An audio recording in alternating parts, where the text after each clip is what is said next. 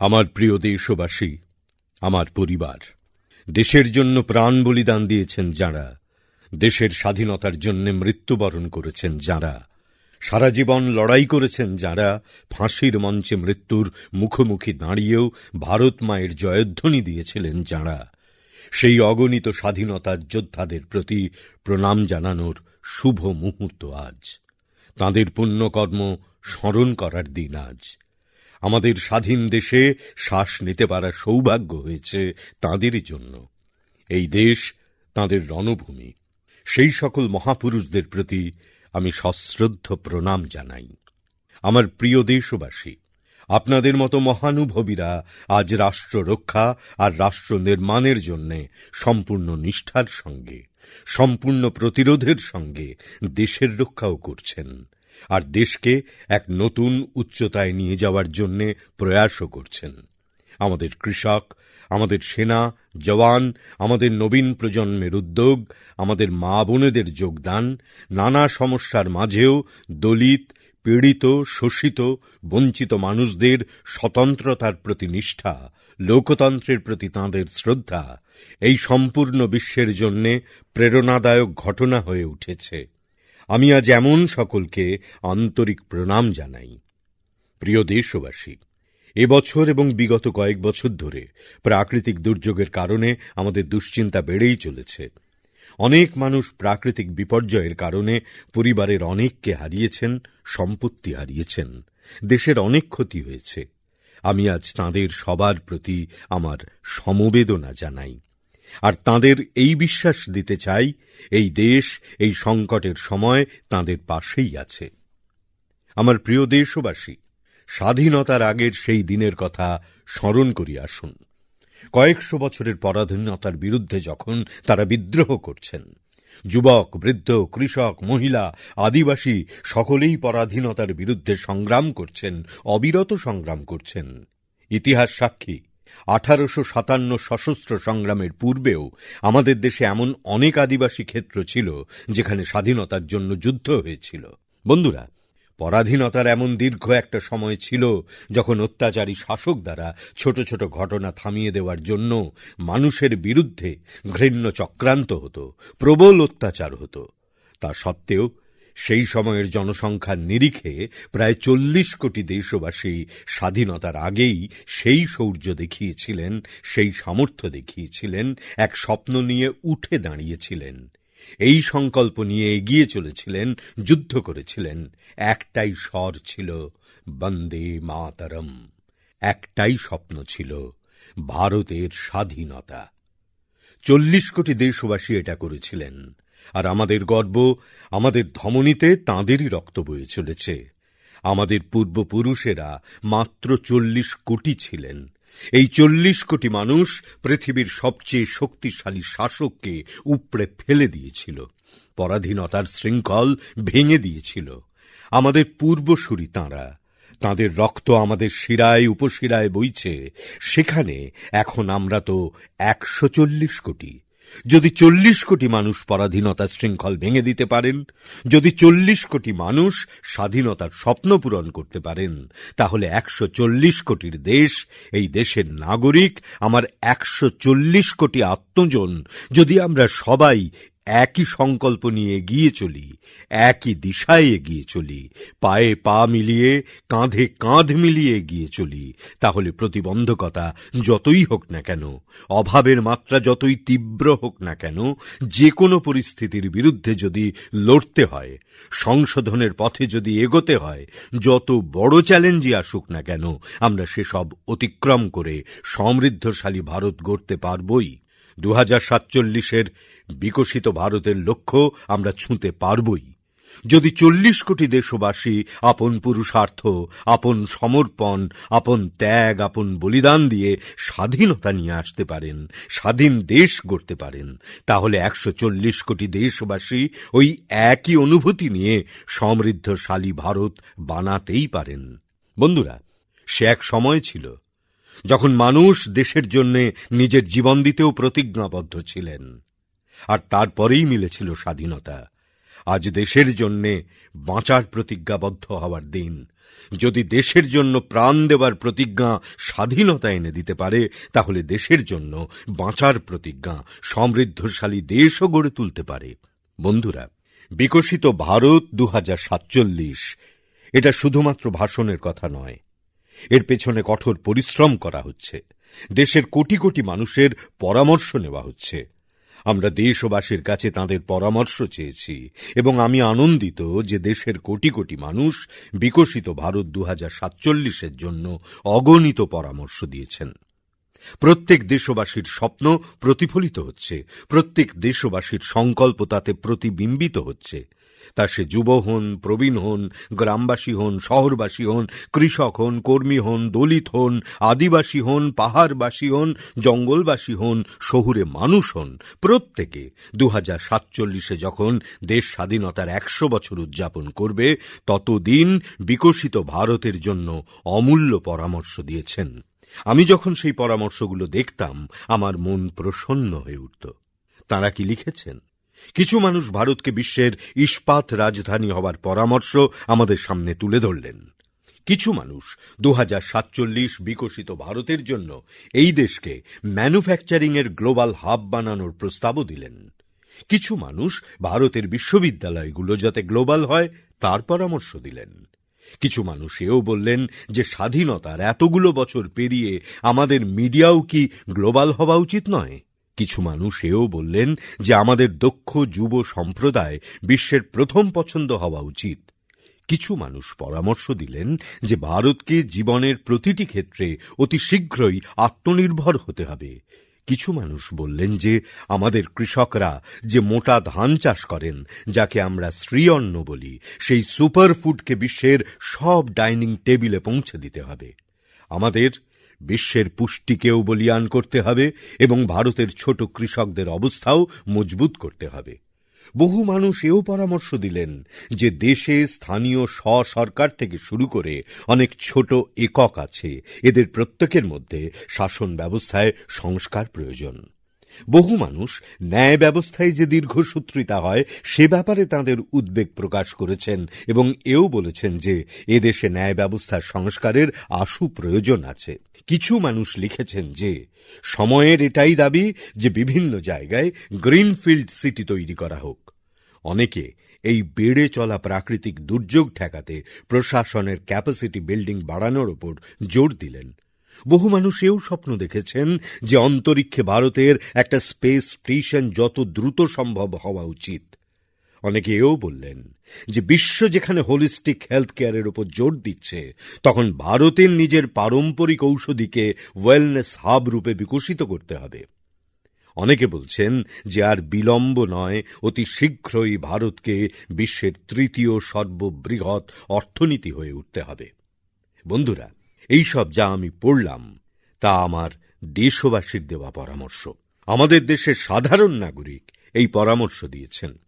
আমি মনে করি যখন আমাদের দেশবাসীর চিন্তাভাবনা এত বিশাল, তাঁদের স্বপ্ন এত বড়, তাঁদের সংকল্প যেখানে এভাবে প্রতিফলিত হয়, তখন আমাদের মনে একটা দৃঢ় সংকল্প জন্ম নেয়, আমাদের আত্মবিশ্বাস আরো দৃঢ় হয়। এবং বন্ধুরা, দেশবাসীর এই বিশ্বাস কোনো ইন্টেলেকচুয়াল ডিবেট নয়, এই ভরসা তাদের অভিজ্ঞতা থেকে এসেছে। এই বিশ্বাস দীর্ঘকালের পরিশ্রমের ফসল এবং তাই সাধারণ মানুষ তা মনেও রাখেন। যখন লালকেল্লা থেকে বলা হয় যে নির্দিষ্ট সময়ের মধ্যে ভারতের 18,000 গ্রামে বিদ্যুৎ পৌঁছে দেওয়া হবে এবং সেটা বাস্তবে করে দেখানো হয়, তখন এই বিশ্বাস আরো মজবুত হয়। যখন দেখা যায় যে স্বাধীনতার এত বছর পরও 2.5 কোটি পরিবার আছে যাঁদের বাড়িতে বিদ্যুৎ পৌঁছয়নি, তাঁরা অন্ধকারে জীবনযাপন করছেন এবং সেই বিদ্যুৎ 2.5 কোটি বাড়িতে পৌঁছে দেওয়া হয়, তখন এই বিশ্বাস আরো দৃঢ় হয়। যখন স্বচ্ছ ভারতের সংকল্প নেওয়া হয়, তখন ভারতের প্রত্যন্ত অঞ্চলের মানুষ, গ্রামের মানুষ, শহরের মানুষ, ছোট শিশুর মধ্যে সচেতনতা তৈরি হয়। বাড়িতে স্বচ্ছতা বজায় রাখার কথা আলোচনা করা হয়, পরস্পরকে স্বচ্ছতার নিরিখে উদ্বুদ্ধ করা হয়। আমি মনে করি তাতে ভারতবাসীর মধ্যে চেতনার একটা নতুন জোয়ার এসেছে। যখন সর্বসমক্ষে লালকেল্লা থেকে বলা হয় যে আমাদের দেশে 3 কোটি পরিবার এমন আছে যাদের বাড়িতে কল থেকে জল আসে, এটা জরুরি যে তাদের বাড়িতে স্বচ্ছ পানীয় জল পৌঁছয়। জল জীবন মিশনের অন্তর্গত এত কম সময়ের মধ্যে আরও নতুন 12 কোটি বাড়িতে এখন কল থেকে পানীয় জল পৌঁছে গেছে। সাকুল্যে 15 কোটি পরিবার স্বচ্ছ পানীয় জল পেয়ে লাভবান হচ্ছেন। কারা এতদিন বঞ্চিত ছিলেন এই সুব্যবস্থা থেকে? কারা পিছিয়ে পড়েছিলেন? সমাজের এগিয়ে থাকা মানুষ বঞ্চিত ছিলেন না এই ব্যবস্থা থেকে। আমাদের দলিত, পীড়িত, আমার শোষিত, আমার আদিবাসী ভাই বোন, আমার গরিব ভাই বোন, আমার ঝুপড়িতে থাকা ভাই বোন, তাঁরা এই সুবিধাগুলো থেকে বঞ্চিত হয়ে এতদিন জীবনযাপন করছিলেন। এই প্রাথমিক সুবিধাগুলো পৌঁছে দেওয়ার আমাদের যে প্রয়াস, তার সুফল সমাজে বাস করা আমাদের এই বন্ধুরা পেয়েছেন। আমরা ভোকাল ফর লোকালের মন্ত্র দিলাম। আজ আমি খুশি যে এই প্রয়াস অর্থনীতিকে একটা নতুন মন্ত্র দিয়েছে। প্রত্যেক জেলা তাদের উৎপাদন নিয়ে আজ গর্ব করছে। ওয়ান ডিস্ট্রিক্ট ওয়ান প্রোডাক্ট এর একটা পরিবেশ তৈরি হয়েছে। এই এক জেলা তাদের একটি প্রোডাক্টের রপ্তানি কিভাবে করবে তা নিয়ে চিন্তা করছে। আমরা রিনিউয়েবল এনার্জি বা প্রচলিত শক্তির সংকল্প নিয়েছি। G20-র দেশগুলো সম্মিলিতভাবে যা করেছে, ভারত তার চেয়ে বেশি করেছে। ভারত শক্তি ক্ষেত্রে আত্মনির্ভর হতে, গ্লোবাল ওয়ার্মিং এর দুশ্চিন্তা থেকে মুক্ত হতে নিরন্তর প্রয়াস করেছে। বন্ধুরা, আমরা গর্ববোধ করি যখন ফিনটেকের সাফল্যের পর গোটা বিশ্ব আমাদের কাছে কিছু শিখতে চায়, তখন আমাদের গর্ব আরো বৃদ্ধি পায়। বন্ধুরা, করোনার সেই সংকটকাল আমরা কি ভুলতে পারি? বিশ্বের মধ্যে সবচেয়ে দ্রুত গতিতে কোটি কোটি মানুষের টিকাকরণের কাজ আমাদের এই দেশেই হয়েছে। এই দেশকেই আগে কখনো আততায়ী ও আতঙ্কবাদীরা আঘাত করে চলে যেত। এখন যখন দেশের সেনাবাহিনী সার্জিক্যাল স্ট্রাইক করে, এয়ার স্ট্রাইক করে, তখন দেশের যুবশক্তির বুক গর্বে ভরে ওঠে। এইসব বিষয়ের জন্যই আজ 140 কোটি দেশবাসীর মন গর্ব ও আত্মবিশ্বাসে পূর্ণ। বন্ধুরা, এই সবকিছুর জন্য একটি সুবিবেচনার প্রয়াসকে, রিফর্মের পরম্পরাকে শক্তিশালী করা হয়েছে। নানাবিধ পদ্ধতি অবলম্বন করা হয়েছে ও সুনির্দিষ্ট লক্ষ্য স্থাপন করা হয়েছে।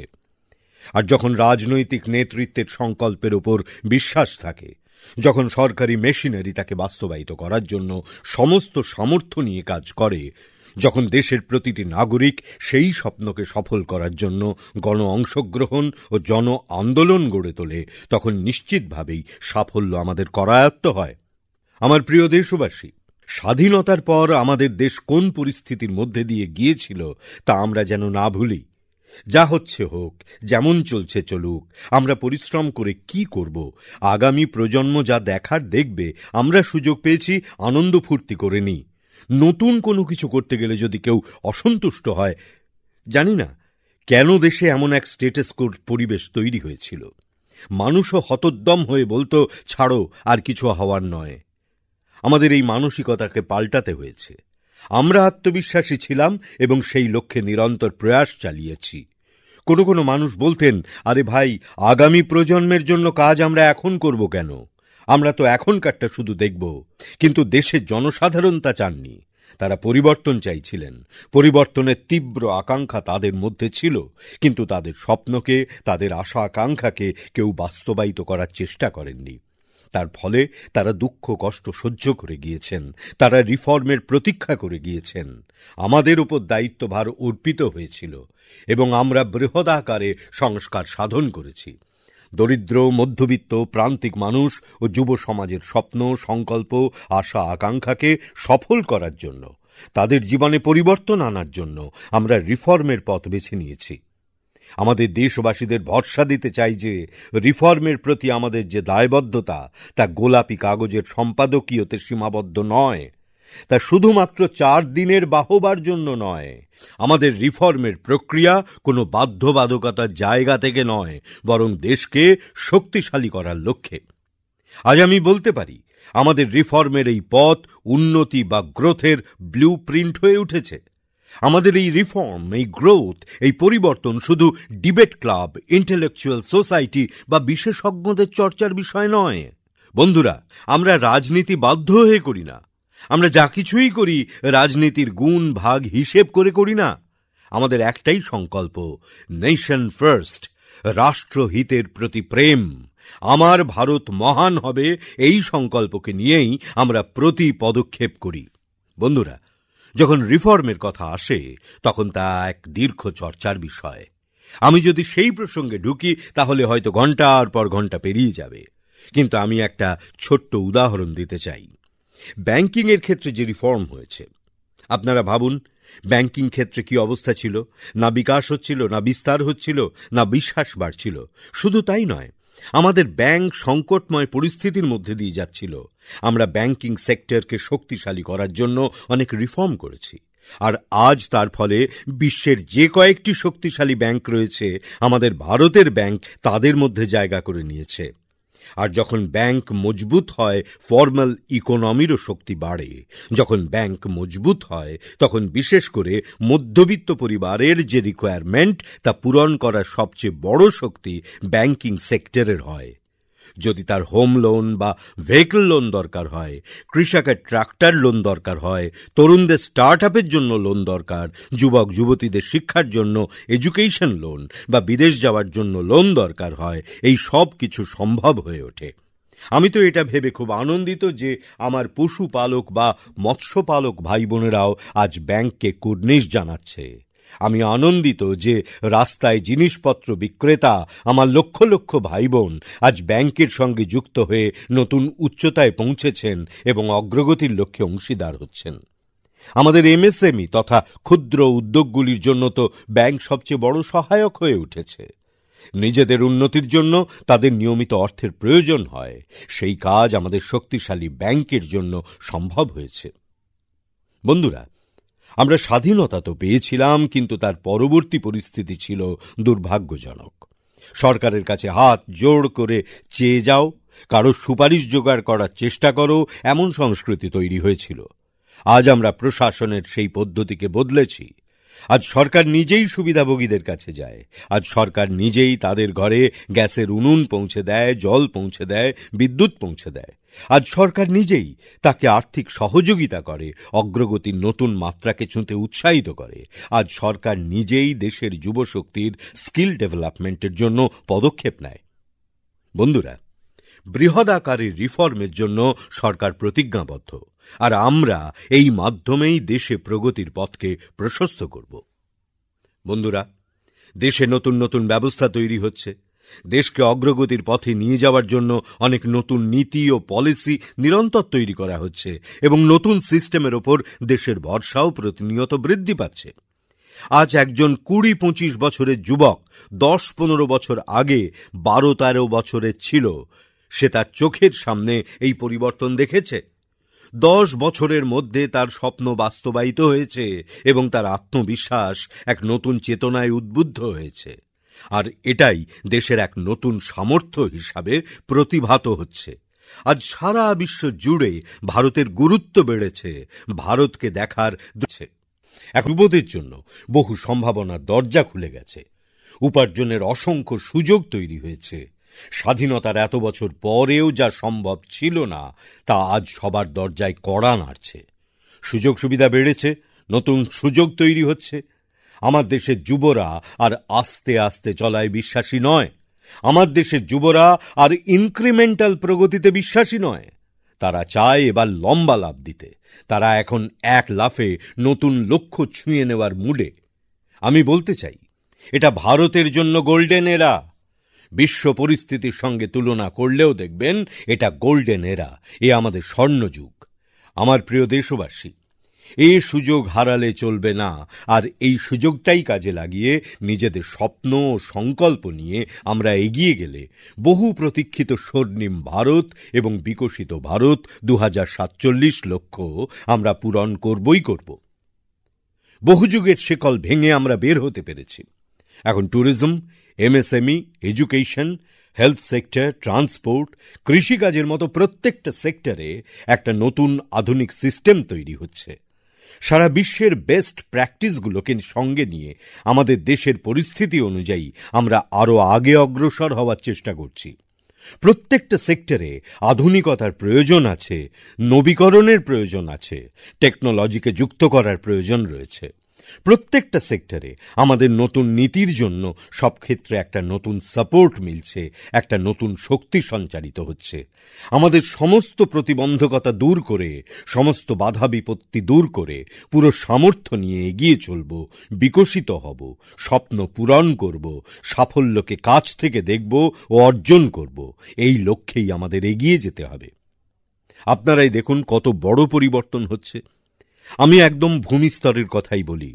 উইমেন সেলফ হেল্প গ্রুপ, আজ 10 বছরে আমাদের 10 কোটি বোনেরা উইমেন সেলফ হেল্প গ্রুপের সঙ্গে যুক্ত হয়েছে। 10 কোটি নতুন বোনেরা। আমার গর্ব হচ্ছে যে আমাদের দেশের গ্রাম থেকে সাধারণ পরিবারের 10 কোটি মহিলা আর্থিকভাবে আত্মনির্ভর হয়ে উঠছেন। আর মহিলারা যখন আর্থিকভাবে আত্মনির্ভর হয়ে ওঠেন, তখন তারা পরিবার পরিচালনায় অংশ নেন এবং একটা বড় সামাজিক পরিবর্তনের গ্যারান্টি নিয়ে আসেন। এই নিয়ে আমার গর্ব হয়। তার সঙ্গে সঙ্গে গর্ব হয় এই কথা ভেবে যে আমাদের ভারতীয় সিইওরা আজ বিশ্ব জুড়ে নিজেদের জায়গা তৈরি করে নিচ্ছেন, নিজেদের প্রতিষ্ঠিত করছেন। আমার জন্য এটা অত্যন্ত আনন্দের বিষয় যে একদিকে আমাদের ভারতীয় সিইওরা ভারতের নামকে ছড়িয়ে দিচ্ছে, দেশের নাম উজ্জ্বল করছে, আর অন্যদিকে উইমেন সেলফ হেল্প গ্রুপ থেকে 1 কোটি সাধারণ পরিবারের মা ও বোনেরা লাখপতি দিদি হয়ে উঠছেন। আমার জন্য এটিও ঠিক ততটাই গর্বের বিষয়। এখন আমরা সেলফ হেল্প গ্রুপগুলোকে 10 লক্ষের বদলে 20 লক্ষ টাকা দেওয়ার সিদ্ধান্ত নিয়েছি। এখনো পর্যন্ত আমাদের উইমেন সেলফ হেল্প গ্রুপগুলো ব্যাংকের মাধ্যমে 9 লক্ষ কোটি টাকা পেয়েছে, আর তার সাহায্যে তাদের নানাবিধ কাজকে তারা আরো বাড়াতে পারছেন। বন্ধুরা, আমাদের দেশের যুবরা খেয়াল করবেন, স্পেস সেক্টর একটা ফিউচার যা আমাদের সঙ্গে জুড়ে আছে। একটা গুরুত্বপূর্ণ পদক্ষেপ আমরা সেখানেও এগিয়ে চলেছি। আমরা স্পেস সেক্টরেও অনেক রিফর্ম করেছি। যে বেড়াজালে স্পেস সেক্টরকে বেঁধে রাখা হয়েছিল তা আমরা খুলে দিয়েছি। এখন অজস্র স্টার্ট আপ স্পেস সেক্টরের আওতায় আসছে। স্পেস সেক্টর ভাইব্রেন্ট হয়ে উঠছে। ভারতকে শক্তিশালী একটি রাষ্ট্র পরিণত করার জন্য এটা অত্যন্ত গুরুত্বপূর্ণ, আর তাই দূরদৃষ্টির সঙ্গে আমরা এটাকে মজবুত করছি। আজ private satellites, private rocket launch হচ্ছে। এ অত্যন্ত গর্বের বিষয়। আজ আমি বলতেই পারি যে নীতি ও মানসিকতা সঠিক হলে আর পূর্ণ সমর্পণের সঙ্গে রাষ্ট্রের কল্যাণ করার সংকল্প থাকলে তার ফল আমরা অবশ্যই লাভ করি। আমার প্রিয় দেশবাসী, আজ দেশে নতুন সুযোগ তৈরি হয়েছে। তার সঙ্গে আমি বলতে পারি আরও 2টো ব্যাপার ঘটেছে যা উন্নয়নে একটা নতুন গতি এনে দিয়েছে, উন্নয়নকে একটা নতুন উচ্চতায় নিয়ে গেছে। এর মধ্যে প্রথমটি হলো আধুনিক ইনফ্রাস্ট্রাকচারের নির্মাণ। ইনফ্রাস্ট্রাকচারকে আধুনিক বানানোর লক্ষ্যে আমরা অনেক বড় পদক্ষেপ নিয়েছি। আর অন্যদিকে সাধারণ মানব জীবনে যে বাধা বিপত্তি রয়েছে তার সমাধান, ইজ অব লিভিং নিয়ে আমাদের যে স্বপ্ন আছে তাতেও আমরা সমান গুরুত্ব দিয়েছি। গত 1 দশকে ইনফ্রাস্ট্রাকচারে অভূতপূর্ব উন্নতি হয়েছে। সেটা রেল হোক, রোড হোক, এয়ারপোর্ট বা পোর্ট হোক, গভর্নমেন্ট কানেক্টিভিটি থেকে গ্রামে গ্রামে স্কুল বানানোর ব্যাপার হোক, জঙ্গলে স্কুল বানানোর বিষয় থেকে দূর সুদূর এলাকায় হাসপাতাল বানানোর বিষয় হোক, আরোগ্য মন্দির বানানোর ঘটনা হোক, মেডিকেল কলেজের কাজই হোক বা আয়ুষ্মান আরোগ্য মন্দিরের নির্মাণের কাজ, 60,000-এরও বেশি অমৃত সরোবরের খননের কাজ হোক, কিংবা 2 লক্ষেরও বেশি পঞ্চায়েতে ফাইবার অপটিক্যাল নেটওয়ার্ক পৌঁছে দেওয়ার কাজ, অথবা সেচ খালের একটা সুবিশাল জাল বিস্তারের কাজ, গরিবদের আশ্রয়ের জন্য 4 কোটি গৃহ নির্মাণের কাজ হোক, বা 3 কোটি নতুন গৃহ নির্মাণের অঙ্গীকার নিয়ে এগিয়ে চলাই হোক, সর্বত্র আমাদের পূর্ব ভারত এবং নর্থ ইস্টের এলাকাগুলোর নাম আজ ইনফ্রাস্ট্রাকচারের জন্য পরিচিত হচ্ছে। আর এই যে স্বপ্ন বাস্তবায়িত আমরা করেছি তার সবথেকে বড় লাভ এটাই যে আমরা সমাজের সেই সমস্ত মানুষদের কাছে পৌঁছতে পেরেছি যাদের দিকে কেউ দেখতো না। তাদের কাছে আমরা পৌঁছতে পেরেছি কারণ গ্রামীণ সড়ক তৈরি হয়েছে। সেই এলাকাগুলোর দিকে নজর দেওয়া হতো না, সেই গ্রামগুলোর দিকে নজর দেওয়া হতো না। দলিত হোক বা পীড়িত, শোষিত বা বঞ্চিত, পিছিয়ে পড়া হোক বা আদিবাসী, জঙ্গল নিবাসী হোক বা পাহাড়ের দূর দূরান্তে বসবাসকারী কিংবা সীমান্তে থাকা মানুষ, আমরা তাদের আবশ্যক প্রয়োজন মিটিয়েছি। মৎস্যজীবী ভাই বোনদের প্রয়োজন মেটানো, আমাদের পশুপালক বন্ধুদের জীবনযাত্রার পরিবর্তন, সর্বত্র একটা সর্বাঙ্গীন উন্নয়নের প্রচেষ্টা আমাদের নীতিতে, আমাদের ইচ্ছেতে, আমাদের রিফর্মে, আমাদের কার্যক্রমে এবং কার্যশৈলীতে বরাবরই ছিল। আর এই সমস্ত কিছুতে সবচেয়ে বেশি লাভ আমাদের যুবদের হয়। তাদের জন্য নতুন নতুন সুযোগ আসে, নতুন নতুন ক্ষেত্রে প্রবেশের সম্ভাবনা তৈরি হয়। আর এই জন্যেই সবথেকে বেশি উপার্জনের সুযোগ হয়েছে, আর সবচেয়ে বেশি উপার্জনের সুযোগ তারা এই সময়েই পেয়েছে। আমাদের যে মধ্যবিত্ত শ্রেণী, এই শ্রেণীর সমস্ত পরিবার চায় কোয়ালিটি অফ লাইফ। তারা দেশের জন্য অনেক কিছু করেন, তাই দেশেরও দায়িত্ব তাদের এই যে কোয়ালিটি অফ লাইফের আকাঙ্ক্ষা, সরকারি নিয়ম নীতির কাঠিন্য থেকে মুক্তি পাওয়ার যে ইচ্ছা, তা পূরণের প্রচেষ্টা করা। আর আমরা নিরন্তর সেই প্রচেষ্টা করছি। আমি স্বপ্ন দেখেছি যে 2047-এ যখন বিকশিত ভারতের স্বপ্ন হবে, সেখানে এদিকটাও দেখা হবে। সাধারণ মানুষের জীবনে সরকারি হস্তক্ষেপ কম হবে। যেখানে সরকারের দরকার পড়বে সেখানে যেন কোনো অভাব না থাকে, আর যেখানে দরকার নেই সেখানে সরকার অযাচিত হস্তক্ষেপ থেকে বিরত থাকবে। এইরকম নিয়ম নীতি আমরা মেনে চলার জন্য দায়বদ্ধ। আমার প্রিয় দেশবাসী, আমরা ছোটখাটো জরুরি পরিষেবার দিকেও নজর দিই। এই বিষয়গুলোকে আমরা গুরুত্ব দিই ও আমরা সেগুলো নিয়ে চলি। আমাদের গরিবদের রান্নার জন্য উনুন জ্বলছে কিনা, গরিব বাড়ির মাকে চোখে জল নিয়ে যেন ঘুমোতে যেতে না হয়, এজন্য বিনা পয়সায় চিকিৎসার প্রয়াস চলছে। বিদ্যুৎ, পানীয় জল, গ্যাস এখন পর্যাপ্ত পরিমাণে পাওয়া যায়। আমরা যখন পর্যাপ্ত পরিমাণ বলি তখন সেটা 100% উপলব্ধ। যখন পর্যাপ্ত পরিমাণে থাকে তখন জাতির রং দেখা হয় না, দলীয় রং দেখা হয় না, বরং তখন সবকা সাথ সবকা বিকাশের মন্ত্র বাস্তবায়িত হয়। জনসাধারণের জীবনে সরকারের হস্তক্ষেপ কম হোক, এই উদ্দেশ্যে হাজার হাজার কমপ্লেন্স, যা সাধারণ মানুষের জীবনে একরকম বোঝা হয়ে দাঁড়িয়েছিল, সেই অভিযোগের সমস্যাগুলিকে আমরা দূর করেছি। আমরা দেশবাসীর জন্য 1,500-এরও বেশি আইনকে নষ্ট করে দিয়েছি, যাতে আইনের জঞ্জালে তাদের ফাঁসতে না হয়। ছোটখাটো ভুলের জন্য এমন আইন বানানো হয়েছিল যার ফলে মানুষকে জেলে ঠেলে দেওয়া যেত। ছোটখাটো ভুলের জন্য জেল যাওয়ার যে পরম্পরা ছিল, সেগুলো আমরা সব নষ্ট করে দিয়েছি। এসব আইনকে জেলে পাঠানোর নিয়মকে ব্যবস্থা থেকে বাইরে করে দিয়েছি। আজ আমরা স্বাধীনতার পরম্পরার জন্য যে গর্ববোধ করি, বহুদিন থেকে আমাদের যে ক্রিমিনাল আইন ছিল, আজ আমরা সেটাকে নতুন ক্রিমিনাল আইন ন্যায় সংহিতা রূপ দিতে পেরেছি। এর মূলে দণ্ড নয়, নাগরিকদের ন্যায় মিলে সেই অঙ্গীকার করা হয়েছে। ইজ অফ লিভিং বানানোর জন্য দেশ জুড়ে কাজ হচ্ছে। প্রতিটি পদক্ষেপে আমি সরকারের প্রতিনিধিদের আহ্বান করছি। আমি জনপ্রতিনিধি, যে কোনো দলের হোক, যে কোনো রাজ্যের হোক, সবার কাছে অনুরোধ করছি, মিশনের মুডে ইজ অফ লিভিং এর জন্য পদক্ষেপ নেওয়া উচিত। আমি আমাদের যুবদের, প্রফেশনালস সবাইকে বলতে চাই, আপনাদের নিজের জায়গায় যেখানে ছোটখাটো সমস্যা হচ্ছে, এই সমস্যা সমাধানের জন্য সরকারকে চিঠি লিখতে থাকুন। সরকারকে বলুন যে বিনা কারণে সমস্যা তৈরি করা হচ্ছে, এগুলোকে দূর করে দিলে কোনো লোকসান নেই। আমি নিশ্চিত স্বীকার করছি, আজ সরকার এই বিষয়ে খুব সংবেদনশীল। প্রতিটি সরকার স্থানীয় স্বরাজের মতো কাজ করবে, সেটা রাজ্য সরকার হোক বা কেন্দ্র সরকার হোক। এসবের প্রতি আমরা লক্ষ্য রাখব।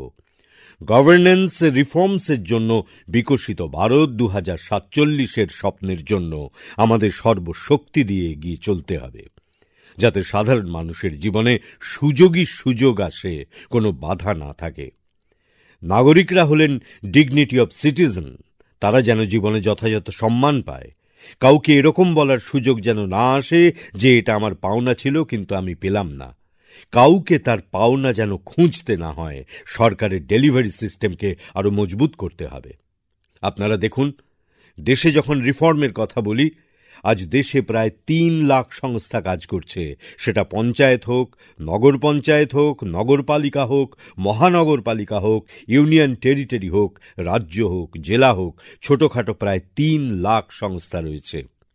আজ আমি এই 3 লাখ সংস্থাকে অনুরোধ করছি, যদি আপনারা নিজেদের স্তরে যেসব জরুরি পরিষেবা রয়েছে সেগুলো মানবিকভাবে নিয়ে বছরে 2টো রিফর্ম করেন। বেশি বলছি না বন্ধুগণ, এক রাজ্য হোক, এক পঞ্চায়েত হোক, কেবলমাত্র 1 বছরে 2টো রিফর্ম। আপনারা ফিল্ডে নামুন, আপনারা দেখতে পাবেন আমরা দেখতে দেখতে এক বছরে প্রায় 25-30 লাখ রিফর্ম করতে পারব। যখন 25 থেকে 30 লাখ রিফর্ম হয়ে যাবে, তখন সাধারণ মানুষের বিশ্বাস কত বেড়ে যাবে, ওদের শক্তি দেশকে নতুন উচ্চতায় নিয়ে যেতে কত কাজে আসবে। আর সেই জন্য আমরা নিজেদের স্তরে হচ্ছে চলছে থেকে মুক্তি পেয়ে পরিবর্তনের দিকে এগিয়ে যাব, সাহসের সঙ্গে এগিয়ে যাব। আর সাধারণ মানুষের ছোটখাটো চাহিদা বা সমস্যা পঞ্চায়েত স্তরে সমাধান করতে পারবো। ওই সমস্যা থেকে মুক্তি দেওয়ার জন্য এগিয়ে আসতে হবে। আমার দৃঢ় বিশ্বাস আমরা স্বপ্নকে বাস্তবায়িত করতে পারবো। আমার প্রিয় দেশবাসী, বর্তমানে দেশ অনেক স্বপ্ন দেখছে। আমাদের দেশের তরুণরা নতুন লক্ষ্যকে ভেদ করতে চায়, নতুন নতুন শিখরে কদম রাখতে চায়, এবং সেই জন্য আমাদের চেষ্টা করতে হবে। প্রতিটি ক্ষেত্রে কাজের গতি বাড়াতে হবে, দ্রুত গতি দিতে হবে, আর এর মাধ্যমেই আমরা প্রতিটি ক্ষেত্রে নতুন সুযোগ সৃষ্টি করতে পারব। দ্বিতীয়ত, এই পরিবর্তিত ব্যবস্থার জন্য যে সাপোর্টেড ইনফ্রাস্ট্রাকচার দরকার, সেই ইনফ্রাস্ট্রাকচারগুলোকে পরিবর্তন করে সেগুলো মজুত করার জন্য কাজ করতে হবে। আর তৃতীয়ত, নাগরিকদের মৌলিক চাহিদা মেটানোর জন্য আমাদের প্রাথমিকতা দিতে হবে। আসুন একে মজবুত করি। এই 3 কারণে ভারত এক অ্যাসপিরেশনাল সোসাইটি নির্মাণ করেছে। এর ফলস্বরূপ আজ সমাজ এক আত্মবিশ্বাসে ভরে উঠেছে।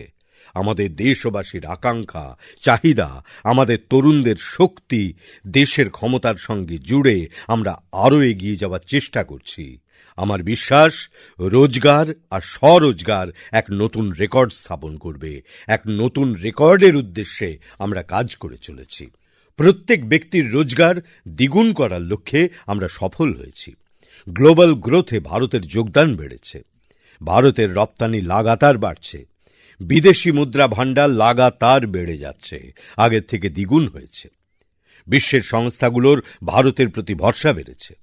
আমার বিশ্বাস, ভারত ঠিক দিক নির্ণয় করতে পেরেছে, ভারতের গতিতে দ্রুততা এসেছে, ভারতের স্বপ্ন সার্থক হচ্ছে। কিন্তু এই সবগুলোর মধ্যে আমাদের সংবেদনশীলতার যে গুণ রয়েছে, আমাদের জন্য শক্তি যোগাতে একটি নতুন চেতনার যোগান দেয়। তা মমভাব হলো আমাদের কার্যকুশলতা। সমভাবও চাই, মমভাবও চাই। এগুলো একসঙ্গে নিয়ে আমরা চলছি। বন্ধুরা, আমি তো করোনা কালকে মনে করি করোনার বৈশ্বিক মহামারীর মধ্যে সবচেয়ে দ্রুত ইকোনমিতে বৃদ্ধিপ্রাপ্ত যদি কোনো দেশ থাকে, সেটা হলো ভারত। এখন মনে হচ্ছে আমাদের দিক নির্ণয় ঠিক ছিল। যখন জাত পাত মত দলের উপরে উঠে হর ঘর তিরঙ্গা উড়ানো হয়, তখন মনে হয় দেশের দিক নির্ণয় ঠিক আছে। আজ সম্পূর্ণ দেশ তিরঙ্গাময়, হর ঘর তিরঙ্গা। জাত পাত নির্বিশেষে কেউ উঁচু নয়, কেউ নিচু নয়, সবাই ভারতীয়। এটাই আমার দেশের দিক নির্ণয়ের ক্ষমতা। যখন আমরা 25 কোটি দেশবাসীকে দারিদ্র্যের সীমার উপরে নিয়ে আসি, তখন আমাদের বিশ্বাস আরো দৃঢ় হয়ে যায়। আমরা গতিকে বরাবর মেইনটেইন করেছি। এখন স্বপ্নকে বাস্তব করা আর দূর নয়। যখন 100রও বেশি উচ্চাকাঙ্ক্ষী জেলা নিজের রাজ্যের উন্নত জেলার সঙ্গে প্রতিযোগিতা করছে, সমানভাবে উন্নতি করছে, তখন আমাদের মনে হয় আমাদের দিশা এবং গতি দুটোই সামর্থ্যবান। আমাদের আদিবাসী বন্ধুরাও বাদ যায়নি। পিএম জনমনের মাধ্যমে ওদের প্রতি সব রকমের যোজনা পৌঁছে গিয়েছিল। জনসংখ্যা খুব কম, কিন্তু খুব দূর দূর এলাকায় ছড়িয়ে ছিটিয়ে বসবাস করেন। আমরা ওদের খুঁজে বের করেছি, ওদের জন্য চিন্তা করেছি। তখন মনে হয় সংবেদনশীলতার সঙ্গে যখন কাজ করি, তখন এক সন্তুষ্টি হয়। ওয়ার্কিং ওমেনদের জন্য পেইড ম্যাটারনিটি লিভ 12 সপ্তাহ থেকে বাড়িয়ে 26 সপ্তাহ করা হয়েছে। কিন্তু সেটাই একমাত্র নারীদের প্রতি সম্মান জানানো নয়। নারীদের প্রতি সংবেদনশীল মানসিকতার পরিচয় দিয়ে তাঁর কোলে বেড়ে ওঠা শিশুকে উত্তম নাগরিক হিসাবে গড়ে তুলতে মায়ের যে অবদান, তাতে সরকার যেন কোনো বাধা না হয়ে ওঠে, সেই সংবেদনশীল মনোভাব পোষণ করে চলার চেষ্টা করি। যখন বিশেষভাবে সক্ষম ভাই বোনেরা ভারতীয় সাইন ল্যাঙ্গুয়েজে কথা বলে বা সুগম্য ভারত অভিযানের মাধ্যমে ওনাদেরও ডিগনিটি আছে মনে হয়, দেশের বাকি নাগরিকরাও সম্মানের সঙ্গে ওঁদের দেখে। আর প্যারা অলিম্পিকে তো নতুন নতুন খেলোয়াড়রা শক্তি প্রদর্শন করতে শুরু করেছেন। তখন মনে হয় যে আমার এই মমভাব এবং আমাদের সবার যে এই মমভাব তার শক্তি পরিলক্ষিত হচ্ছে। আমাদের ট্রান্সজেন্ডার সমাজের প্রতি আমি যে সমবেদনার সঙ্গে নির্ণয় করে চলেছি, আমি নতুন নতুন আইন তৈরি করেছি, ওদের সম্মানের সঙ্গে জীবন গড়ে তোলার প্রয়াস চালাচ্ছি, তখন বদলে যাওয়া সমাজের দিশা সঠিক দেখতে পাই। সেবা মনোভাবের মধ্যে দিয়ে করা কাজের প্রতি যে ত্রিবিধ মার্গ মেনে চলে এসেছি, সেই কাজগুলির সোজাসুজি লাভ আজ পরিণাম স্বরূপে আমি দেখতে পাচ্ছি। ৬০ বছর বাদে একইভাবে পরপর ৩ বার আপনারা দেশ সেবার সুযোগ দিয়েছেন। আমার ১৪০ কোটি দেশবাসী, আপনারা যে আশীর্বাদ দিয়েছেন আমাকে, সেই আশীর্বাদে একটাই বার্তা আছে আমার জন্য: জনে জনে সেবা, প্রত্যেকটি পরিবারের সেবা, প্রতিটি অঞ্চলের সেবা, আর সেবা মনোভাবের মধ্য দিয়ে সমাজের শক্তিকে সঙ্গে নিয়ে বিকাশকে নতুন উচ্চতায় পৌঁছানোর লক্ষ্যে ২০৪৭ সালে বিকশিত ভারত গড়ার স্বপ্নকে বাস্তবায়ন করতে, সেই এক বার্তাকে সবার কাছে পৌঁছতে আমি আজ লালকেল্লার প্রাকার থেকে আমাকে আশীর্বাদ দেওয়ার জন্য আমি কোটি কোটি দেশবাসীকে মাথা নত করে কৃতজ্ঞতা জানাচ্ছি। আমি আপনাদের প্রতি মাথা নত করছি, আর আমি আপনাদের বিশ্বাস করাতে চাই যে নতুন উচ্চতাকে নতুন উদ্দীপনার সঙ্গে এগিয়ে চলতে হবে। যা হয়ে গেছে সেটা সন্তোষজনক মনে করে চুপচাপ বসে থাকার লোক নই, সেটা আমার সংস্কারে নেই। আমি অন্য কিছু করার জন্য, আগে এগোনোর জন্য, আরো নতুন কোনো উচ্চতাকে পেরিয়ে যাওয়ার জন্য আমি আরো এগিয়ে চলতে চাই। বিকাশ, সমৃদ্ধিকে, স্বপ্নকে বাস্তবায়িত করতে, সংকল্পকে নিয়ে জীবন গড়ে তোলা আমি আমার স্বভাব করে তুলতে চাই, দেশবাসীর স্বভাব গড়ে তুলতে চাই। আমার প্রিয় দেশবাসী, আজ নতুন শিক্ষানীতি, বহুমাত্রিক প্রচেষ্টায় অনেক রাজ্য এই নীতি অনুসরণ করতে বেশ ভালো ইনিশিয়েটিভ নিয়েছে। আর সেই কারণেই ২১ শতকের অনুরূপ শিক্ষা ব্যবস্থার প্রতি যে জোর দিতে চাই, বিকশিত ভারত গড়ার লক্ষ্যে যে পরিমাণ মানবিক শক্তি প্রয়োজন, নতুন শিক্ষানীতির প্রয়োগ একটি বড় ভূমিকা নেবে বলে মনে করি। আমি চাই না আমার দেশে যুবারা বিদেশে পড়তে যেতে বাধ্য হয়।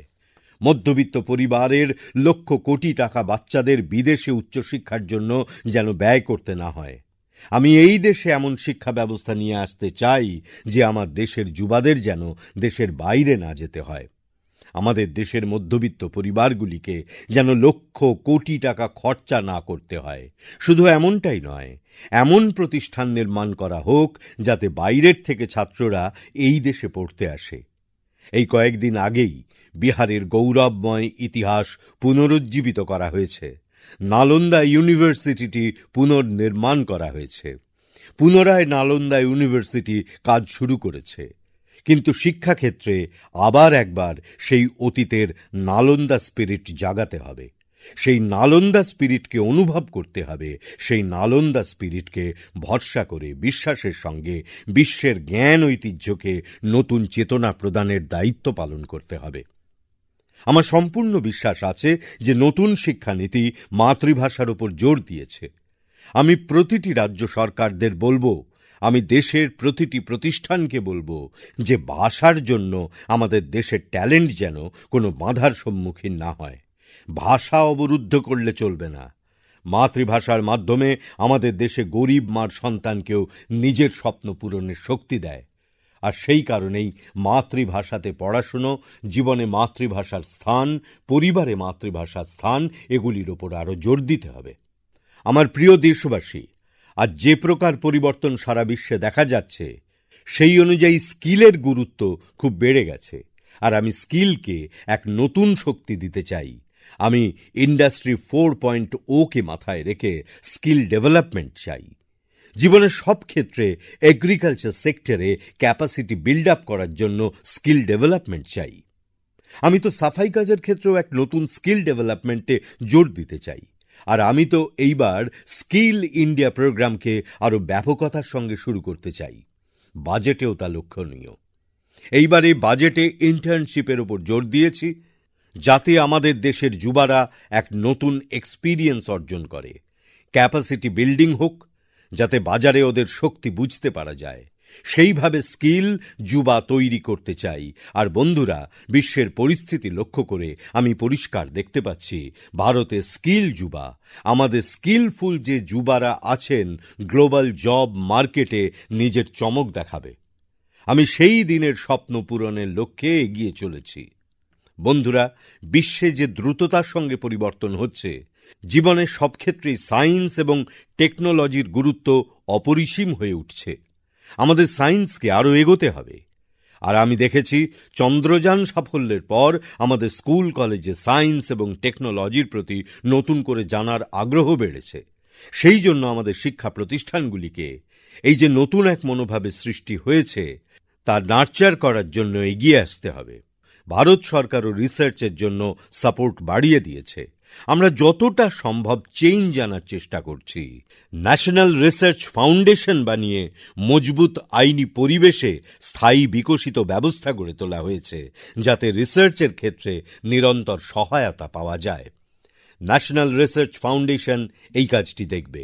বড় গর্বের বিষয়, বাজেটে আমরা 1,00,000 কোটি টাকা রিসার্চে রিনোভেশনের জন্য বরাদ্দ করেছি, যাতে আমাদের দেশের যুবাদের যে আইডিয়াগুলি রয়েছে সেইগুলো যাতে বাস্তব রূপ পায়। বন্ধুরা, আজকেও আমাদের দেশে মেডিকেল এডুকেশনের জন্য আমাদের সন্তানরা দেশের বাইরে যাচ্ছে, আর বেশিরভাগই মধ্যবিত্ত পরিবারের। লক্ষ কোটি টাকা খরচা হয়ে যায়। আর এই দেখে গত 10 বছরে মেডিকেল সিটের সংখ্যা প্রায় 1 লাখ করে দিয়েছি। আজ প্রায় 25,000-এরও বেশি ছাত্রছাত্রীরা প্রত্যেক বছর বিদেশে ডাক্তারি পড়তে যায়। আর এমন এমন দেশে যেতে হয়, মাঝে মাঝে যখন আমি ভাবি আর ভেবে অবাক হয়ে যাই। আর এই জন্যই আমি স্থির করেছি যে আগামী 5 বছরের মধ্যে ডাক্তারি লাইনে 75,000 নতুন আসনের ব্যবস্থা থাকবে। আমার প্রিয় দেশবাসী, বিকশিত ভারত 2047 একটি সুস্থ ভারতও হবে। আর সুস্থ ভারত গড়ে তুলতে আজ থেকেই আজকের শিশুদের পুষ্টির দিকে বিশেষ নজর দিতে হবে। আর এই জন্যেই আমরা বিকশিত ভারতের প্রথম প্রজন্মের উদ্দেশ্যে পুষ্টির এক নতুন অভিযান শুরু করেছি। আমরা জাতীয় পুষ্টি মিশন শুরু করেছি। আমরা পুষ্টিকে প্রাধান্য দিয়েছি। আমার প্রিয় দেশবাসী, আমাদের কৃষি ব্যবস্থাকে রূপান্তরিত করার ভীষণ প্রয়োজন। এটা সময়ের দাবি। যুগ যুগ ধরে যে পরম্পরার শৃঙ্খলে আবদ্ধ, তার থেকে মুক্তি পেতে হবে। আর এই জন্য আমরা আমাদের কৃষক ভাইদের সহায়তাও করব। আমরা ওদের ট্রান্সফর্ম করার লক্ষ্যে নিরন্তর প্রয়াস করে চলেছি। সহজ লোন দিয়েছি ওদের, টেকনোলজি দিয়ে সাহায্য করেছি। কৃষক যা উৎপাদন করে তার ভ্যালু অ্যাডিশনের জন্য আমরা কাজ করছি। তার মার্কেটিংয়ের জন্য পুরো ব্যবস্থা করা হয়, যাতে তার এন্ড টু এন্ড প্রতি পদে হ্যান্ড হোল্ডিংয়ের ব্যবস্থা থাকে। আজ যখন সারা বিশ্ব পৃথিবীর জন্য চিন্তিত, যে প্রকার সার প্রয়োগের জন্য পৃথিবীর স্বাস্থ্য দিন দিন খারাপ হয়ে যাচ্ছে, পৃথিবীর উৎপাদন ক্ষমতা শিথিল হয়ে যাচ্ছে, ক্রমশ কমে আসছে, আজ এই সময় আমি আমার দেশের লাখ লাখ কৃষক ভাইদের কৃতজ্ঞতা জানাই যে তারা জৈব কৃষির পথ বেছে নিয়েছে আর আমাদের পৃথিবীর সুরক্ষার দায়িত্ব পালন করে চলেছে। আর এইবারের বাজেটেও আমরা জৈব কৃষিকে বল দেওয়ার জন্য অনেক বড় বড় পরিকল্পনা ছাড়াও বাজেটের একটা বড় অংশ দেওয়ারও ব্যবস্থা করেছি। আমার প্রিয় দেশবাসী, আজ যা বিশ্বের স্থিতি দেখি, সারা বিশ্ব হলিস্টিক হেলথ কেয়ারের দিকে ঝুঁকছে। আর তখন তাদের প্রথম পছন্দ হলো অর্গানিক ফুড। আজ সারা বিশ্বের জন্য অর্গানিক খাদ্যের যদি কেউ ফুড বাস্কেট হয়ে উঠতে পারে, আমার দেশের কৃষক ভাইরা তা সুনিশ্চিত করতে পারে। আর তার জন্য আমরা আগামী দিনগুলিতে এই স্বপ্নকে লক্ষ্য করে এগিয়ে চলতে চাই, যাতে সারা বিশ্বে অর্গানিক ফুডের যা প্রয়োজন, সেই অর্গানিক ফুডের বাস্কেট আমার দেশ কি করে হয়ে উঠবে। কৃষক ভাইদের জীবন সচ্ছল হোক, গ্রামে গ্রামে টপ ক্লাস ইন্টারনেট কানেক্টিভিটি পাক, কৃষকরা যাতে চিকিৎসার সুবিধা পায়, তাদের বাচ্চারা পড়াশোনা করার জন্য যাতে স্মার্ট স্কুলে ভর্তি হতে পারে এবং তাদের আয়ের পথ সুগম হোক। ছোট ছোট জমির উপর নির্ভর করে একটা গোটা পরিবারের জীবনযাপন আজ কঠিন হয়ে দাঁড়িয়েছে। তাই তাদের পরিবারের যুব সদস্যরা নতুন স্কিল পাক, যাতে তারা বিবিধভাবে উপার্জন করতে পারে। এটার একটা কম্প্রিহেন্সিভ প্রচেষ্টা আমরা করে চলেছি। বিগত দিনে ওমেন লিড ডেভেলপমেন্ট মডেলের উপর আমরা কাজ করেছি। ইনোভেশন বলুন, এমপ্লয়মেন্ট বলুন, এন্টারপ্রেনারশিপ বলুন, প্রতিটি সেক্টরে মহিলারা এগিয়ে চলেছে। মহিলারা কেবল অংশগ্রহণ করছে তা নয়, মহিলারা এগিয়ে এসে নেতৃত্ব দিচ্ছেন বহু ক্ষেত্রে। যেমন আমাদের প্রতিরক্ষা ক্ষেত্রই ধরুন, আমাদের এয়ারফোর্স, নেভি, আর্মি, আমাদের স্পেস সেক্টর হোক, আজ আমাদের মহিলারা জোর কদমে এগিয়ে চলেছে। কিন্তু অন্যদিকে আবার কিছু চিন্তার বিষয়ও দেখা দেয়। আর আজ আমি লালকেল্লা থেকে আরও একবার আমার বেদনার কথা জানাতে চাই। সামাজিক দৃষ্টিকোণ থেকে আমাদের আরও গভীরভাবে চিন্তা ভাবনা করতে হবে যে আমাদের মায়েদের, বোনেদের ও মেয়েদের প্রতি যে অত্যাচার হচ্ছে তার বিরুদ্ধে দেশে ঘৃণা জন্মেছে। জনগণ ক্ষুব্ধ, আর এই আক্রোশকে আমি অনুভব করতে পাচ্ছি। এই আক্রোশকে আমাদের দেশ এবং রাজ্য সরকারকে গম্ভীরভাবে দেখা উচিত। মহিলাদের প্রতি যে অপরাধ সংগঠিত হচ্ছে সেগুলো দ্রুত তদন্ত করা হোক। যারা নৃশংস কাজ করেছে তাদের যত দ্রুত সম্ভব কঠিন শাস্তি দেওয়া হোক। এটা সমাজে ভরসা জোগানোর জন্য জরুরি। আমি এটাও বলতে চাই, যখন বলাৎকারের মতো জঘন্য ঘটনা মহিলাদের সঙ্গে ঘটে তখন সেগুলোর অনেক প্রচার হয়, অনেক চর্চা হয়, মিডিয়ায় ছেয়ে থাকে। কিন্তু যখন এরকম পাশবিক মনোবৃত্তির ব্যক্তিদের কঠিন শাস্তি হয় তখন সেই খবর কোথাও পাওয়া যায় না। কখনো কখনো কোনো কোনায় কোথাও একটা লুকিয়ে থাকে। এখন সময়ের দাবি যে যারা শাস্তি পায় তাদের যাতে বিপুল চর্চা হয়। এরকম পাপ যারা করে তাদের মনেও যাতে একটা ভয়ের দানা বাঁধে যে এই ধরনের অপরাধ করলে ফাঁসি কাঠে ঝুলতে হয়। আর আমার মনে হয় যে এই ভয়টার উৎপত্তি হওয়া ভীষণ জরুরি। আমার দেশবাসী, আমাদের দেশে এমন একটা অভ্যাস তৈরি হয়ে গিয়েছিল, একটা স্বভাবের মতন। আমাদের মনে দেশের প্রতি গৌরব অনুভবের কেমন একটা অভাব ঘটেছে। আমাদের রন্ধ্রে রন্ধ্রে প্রবেশ করে গেছে। যেমন কখনো যদি কেউ দেরি করে আসে তাহলে বলা হতো ইন্ডিয়ান টাইম। ভীষণ লজ্জার সঙ্গে আমি বলেও দিতাম, এই ধারণার থেকে দেশকে বের করে আনতে আমরা সফল হয়েছি। কোনো এক সময় এটাও বলা হতো যে আরে খেলনা ও দেশের বাইরে থেকে আনা হয়। সেই সব দিন দেখেছি আমি। আজ আমি গর্বের সঙ্গে বলতে পারি যে আমার দেশের খেলনা বিশ্ব বাজারে নিজের চমক নিয়ে পৌঁছে গেছে। আমাদের খেলনা এখন এক্সপোর্ট হয়। এমন আরও একটা সময় ছিল যখন আমরা মোবাইল ফোন ইম্পোর্ট করতাম। আজ মোবাইল ফোন ম্যানুফ্যাকচারিংয়ের একটা ইকোসিস্টেম তৈরি হয়েছে। বিশাল বড় একটা হাব গড়ে উঠেছে।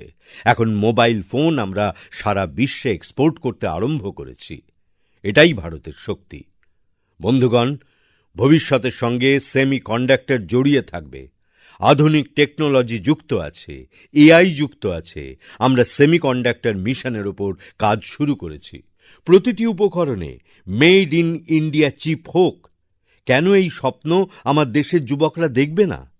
ট্যালেন্ট তো এখানে আছে। এই ধরনের গবেষণার কাজ ভারতবর্ষে হয়, তাহলে প্রোডাকশনেরও কাজ ভারতবর্ষে হবে, সেমিকন্ডাক্টরের কাজও ভারতবর্ষে হবে। আর আমরা সমগ্র বিশ্বকে এন্ড টু এন্ড সমাধান দেওয়ার ক্ষমতা রাখি।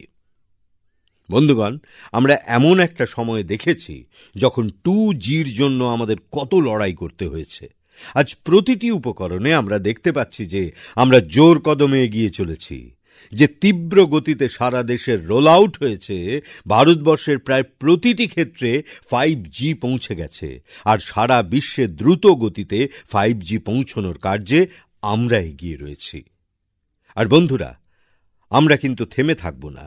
5Gতে থেমে যাওয়া আমাদের মঞ্জুর নয়। আমরা 6Gর জন্য এখন থেকেই মিশন মোডে কাজ শুরু করে দিয়েছি। আরও একবার সারা বিশ্বে নিজেদের চিহ্ন রেখে যাব, এটা আমি বিশ্বাসের সঙ্গে বলতে পারি। আমার প্রিয় বন্ধুগণ, ডিফেন্স সেক্টর, আমাদের অভ্যাস হয়ে গিয়েছিল ডিফেন্স বাজেট যত বেশি হোক না কেন, কিন্তু কখনো কেউ ভেবে দেখেননি যে ডিফেন্স বাজেট বেড়ে যায়, কিন্তু যায় কোথায়? ডিফেন্স সংক্রান্ত বাজেট বিদেশ থেকে জিনিসপত্র আনার ক্ষেত্রেই খরচ হয়ে যেত। এখন আমি চাই আমরা আত্মনির্ভর হই। আর আমি আমাদের ডিফেন্স ফোর্সকে এর জন্য আন্তরিকভাবে ধন্যবাদ জানাতে চাই। ওরা অনেক কিছু মিলিয়ে একটা তালিকা তৈরি করেছেন। ওরা ঠিক করেছেন যে আমরা বিদেশ থেকে কিছু নিয়ে আসব না। রাষ্ট্রের জন্য বাঁচা কাকে বলে তা আমাদের সেনা জওয়ানরা দেখিয়েছেন। আর এই জন্যই ডিফেন্সের ক্ষেত্রে আমরা আত্মনির্ভর হয়ে চলেছি। আজ ডিফেন্স ম্যানুফ্যাকচারিং এর ক্ষেত্রে ভারতবর্ষের বিশেষ পরিচিতি তৈরি হয়েছে। আর এখন আমি আনন্দের সঙ্গে বলতে পারি, যে দেশ ডিফেন্সের ছোট ছোট জিনিসও বিদেশ থেকে নিয়ে আসতো, আর এখন আমরা ডিফেন্সের ক্ষেত্রে যেসব ইকুইপমেন্ট তৈরি করছি সেগুলো আমরা এখন এক্সপোর্ট করছি। ডিফেন্স বেনিফিটের ক্ষেত্রে এই বিশ্বে আমরা এগিয়ে চলেছি। আমরা ম্যানুফ্যাকচারিং এর ক্ষেত্রকে প্রাধান্য দিতে চাই, কারণ রোজগারের জন্য এটা সবচেয়ে জরুরি। আজ পিএলআই স্কিমের ক্ষেত্রেও ব্যাপক সাফল্য এসেছে। এফডিআই রিফর্মসের ক্ষেত্রেও আমাদের শক্তিশালী করেছে। এমএসএমইর বিষয়েও আমাদের শক্তি বৃদ্ধি হয়েছে। নতুন সব ব্যবস্থা বিকশিত হয়েছে। এর কারণেই আমাদের ম্যানুফ্যাকচারিং সেক্টর সমগ্র বিশ্বের ম্যানুফ্যাকচারিং হাবের একটি গুরুত্বপূর্ণ অংশ হয়ে উঠেছে। যে দেশের কাছে এমন যুবা শক্তি রয়েছে, যে দেশের এমন ক্ষমতা রয়েছে, আমরা ম্যানুফ্যাকচারিং এর জগতেও ইন্ডাস্ট্রির 4.0 ক্ষেত্রে শক্তির সঙ্গে এগিয়ে যেতে চাই। এর জন্য প্রয়োজন স্কিল ডেভেলপমেন্ট। আমরা এই বিষয়েও জোর দিয়েছি। স্কিল ডেভেলপমেন্টের ক্ষেত্রেও আমরা নতুন নতুন মডেল ট্রাই করেছি। আমরা জনগণের অংশগ্রহণকে অন্তর্ভুক্ত করেছি, যাতে রিকোয়ারমেন্ট অনুযায়ী আমরা স্কিল ডেভেলপমেন্ট করতে পারি। আর আমার দৃঢ় বিশ্বাস, এই লাল কেল্লার প্রাকার থেকে আমি বলছি, আজ সেই দিন দূরে নয় যখন সমগ্র বিশ্বে ভারত ইন্ডাস্ট্রিয়াল ম্যানুফ্যাকচারিং এর হাব হয়ে উঠবে। সারা পৃথিবী ভারতের দিকে তাকিয়ে থাকবে। আজ বিশ্বের অনেক বড় বড় কোম্পানি ভারতে বিনিয়োগ করতে চায়। এই ভোটের পর আমার তৃতীয় কার্যকালে আমি দেখলাম, যত মানুষ আমার সঙ্গে দেখা করতে চাইছেন তাঁরা বেশিরভাগই বিনিয়োগকারী। তাঁরা সারা বিশ্বের বিনিয়োগকারী। তাঁরা আসতে চান, ভারতে বিনিয়োগ করতে চান। এটি একটি বিরাট গোল্ডেন অপরচুনিটি। গুড গভর্নেন্সের আশ্বাস দিন। ল অ্যান্ড অর্ডার সিচুয়েশনের ক্ষেত্রে ভরসা দিন। প্রতিটি রাজ্য সুস্থ প্রতিযোগিতার সঙ্গে এগিয়ে আসুন। বিভিন্ন রাজ্যের মধ্যে বিনিয়োগকারীদের এগিয়ে আসার জন্য সাহস থাকা জরুরি, যাতে সেই রাজ্যে বিনিয়োগকারীরা আসে, ফলে ওই রাজ্যের যুবশক্তিরা স্থানীয় রূপে কাজের সুযোগ পান, তাঁরা রোজগারের সুযোগ পাবেন। এর জন্য বিভিন্ন নীতির ক্ষেত্রে পরিবর্তন আনা উচিত। গ্লোবাল রিকোয়ারমেন্টের ভিত্তিতে রাজ্যের নীতি পরিবর্তন করা উচিত। জমির প্রয়োজন থাকলে রাজ্যের ল্যান্ড ব্যাংক তৈরি করা উচিত। গুড গভর্নেন্স সিঙ্গল পয়েন্টের বিষয়ে রাজ্য যত প্রোঅ্যাক্টিভ হবে, যত প্রচেষ্টা করবে, তাহলে যত বিনিয়োগকারী আসছেন তাঁরা কোনোদিনই ফিরে যাবেন না। শুধু ভারত সরকার একাই কাজ করতে পারবে না। এই ক্ষেত্রে রাজ্য সরকারেরও প্রয়োজন হয়, কারণ যে প্রজেক্ট স্থাপিত হতে চলেছে তা কোনো রাজ্যেই শুরু হয়। তাঁদের কোনো রাজ্যের সঙ্গেই প্রতিদিন যোগাযোগ করতে হয়। আমি তাই সব রাজ্যের কাছে আবেদন জানাই যে যখন সমগ্র বিশ্ব সম্পূর্ণ ভারতবর্ষের প্রতি আগ্রহ দেখাচ্ছে, ভারতবর্ষে বিনিয়োগ করার জন্য সচেষ্ট হয়ে উঠছে, এটা আমাদের দায়িত্ব যে আমরা আমাদের পুরনো অভ্যাস ত্যাগ করে সুস্পষ্ট নীতির সঙ্গে এগিয়ে আসি।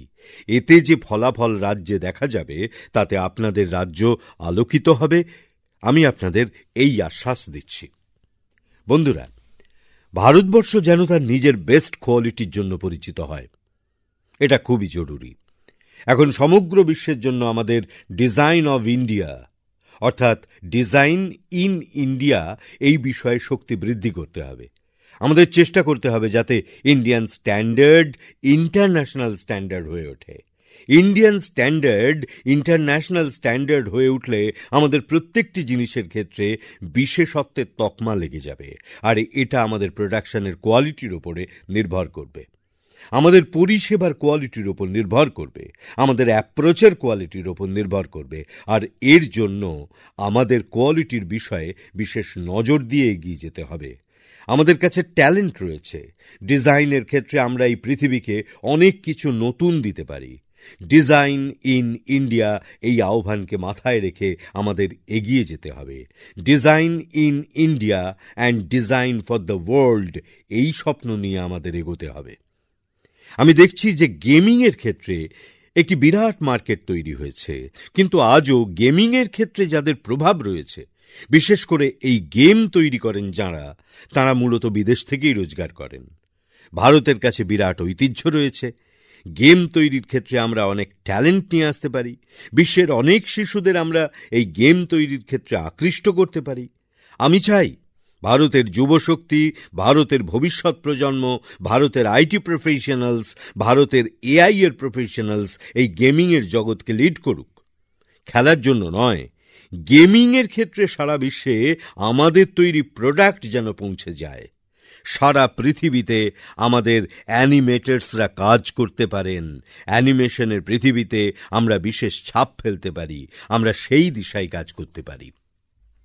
আমার প্রিয় দেশবাসী, আজ এই বিশ্বে গ্লোবাল ওয়ার্মিং, ক্লাইমেট চেঞ্জের মতো সমস্যা নিয়ে সব ক্ষেত্রেই আলোচনা করা হয়। এটা চিন্তার বিষয়। ভারত এই সমস্যা সমাধানের জন্য অনেক পদক্ষেপ নিয়েছে। আমরা সমগ্র বিশ্বকে এই আশ্বাস দিতে থেকেছি যে শুধু শব্দ দিয়ে নয়, নিজেদের কাজের মাধ্যমে, তার থেকে পাওয়া ফলাফলের মাধ্যমে আমরা বিশ্বকে আশ্বস্ত করেছি, চমৎকৃত করেছি। আমরা এই সিঙ্গল ইউজ প্লাস্টিক ব্যবহারের ক্ষেত্রে বাধা দিয়েছি। আমরা রিনিউয়েবল এনার্জির ক্ষেত্রেও কাজ করেছি।